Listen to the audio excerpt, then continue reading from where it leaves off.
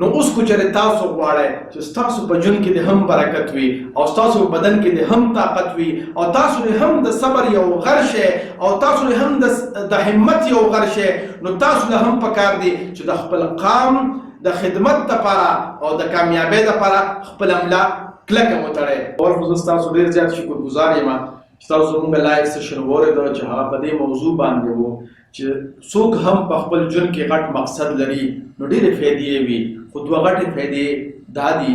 لومبۍ فایده دا چې هغه کې به الله پاک دونه همت او طاقت واچي چې باقي خلکو کې به هغومره طاقت او همت نه وي.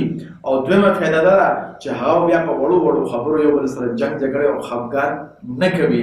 نو کوم ملګرو چې زموږ دا سیشن واورېده نو هغې ته زه دا خواست کوم چې زما دا ارمان دی چې ټول پښتون قام کې د شعور، پوهه او بیداري راشي. د هغې دپاره زه دا هلې ځلې کوم. نو زما دا اواز خپلو پښتنو